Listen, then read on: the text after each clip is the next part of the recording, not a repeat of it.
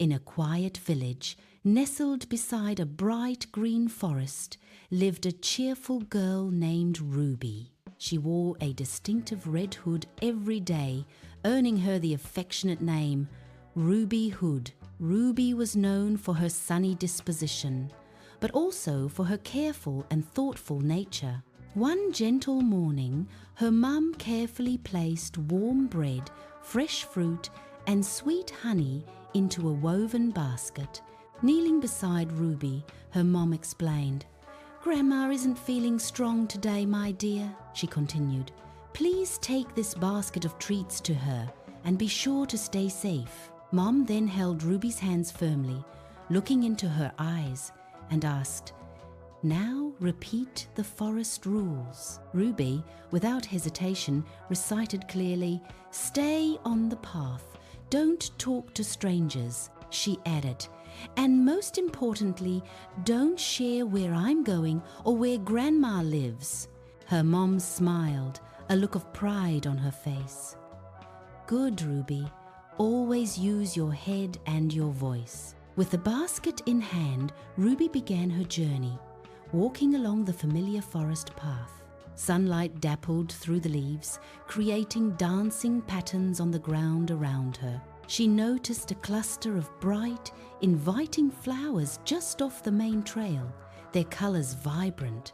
Ruby paused, stepping slightly to admire them, but always kept one foot firmly on the path. She deeply loved the forest, appreciating its beauty, but she also held a profound respect for its wildness. Suddenly, the quiet was broken by the sharp sound of a branch snapping nearby. From the shadows, Wolfwin emerged, his demeanor calm and surprisingly polite. He greeted her smoothly.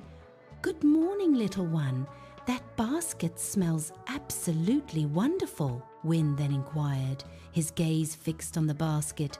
"Where are you headed with such delightful provisions?" Ruby immediately straightened up, her posture firm, and stepped fully back onto the center of the path. With a calm and steady voice, she replied simply, "I'm visiting family today." Win leaned in closer, his expression curious, pressing, "Which family? And where do they live exactly?" A soft tension filled the air as Ruby remembered her mum's clear, guiding voice. Firmly, she stated, her voice unwavering, "I'm not allowed to share that kind of information." Her eyes scanned the surroundings, and she spotted a nearby clearing, a plan forming in her mind. Ruby waved enthusiastically towards the clearing, calling out loudly, "Good morning, Mr. Hal." In the distance, a burly woodcutter looked up from his work and waved back with a friendly smile. Win, noticing the interaction, slowly stepped back, melting into the trees and out of sight. Relieved, Ruby continued her walk, and soon Grandma's cozy cottage appeared ahead. A thin curl of smoke drifted lazily from the chimney, promising warmth and comfort. Ruby approached the door and knocked gently, calling out, "Grandma? It's Ruby. I'm here." A voice from inside, slightly raspy and not quite right, responded, "Come in, my dear." Ruby paused, a flicker of unease crossing her face. Grandma usually said, "Pull the string." A moment of hesitation, and Ruby decided not to open the door, trusting her instinct. Instead, she called out, her voice clear, "What's our secret pancake word, Grandma?"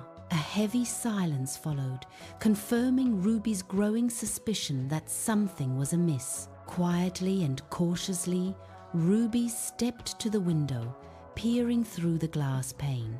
To her relief, she saw her real grandma, safe and sound, peacefully asleep in her armchair. Ruby took a deep breath, stepping backward from the window, maintaining her calm composure. She turned and walked quickly, though not wildly running, back towards where she had seen Mr. Hal. Reaching him, Ruby explained urgently. Mr. Hal, someone inside Grandma's cottage is pretending to be her. Mr. Hal, understanding the gravity of the situation, immediately called 2 of his strong neighbors. Together, the 3 men, with Ruby following closely, cautiously approached the cottage. Mr. Hal delivered a firm knock on the door, his voice booming, "Who's in there?" Suddenly, the back door of the cottage burst open with a loud bang. Wynne, startled and exposed, bolted from the cottage and disappeared into the dense forest. Inside, Grandma woke, startled by the commotion but completely safe and unharmed. She rushed to Ruby, embracing her tightly, a wave of relief washing over her. Grandma held her granddaughter close, saying, "You remembered all the rules, my brave Ruby." Ruby smiled, recounting her actions. "I stayed on the path, just like you said," she continued.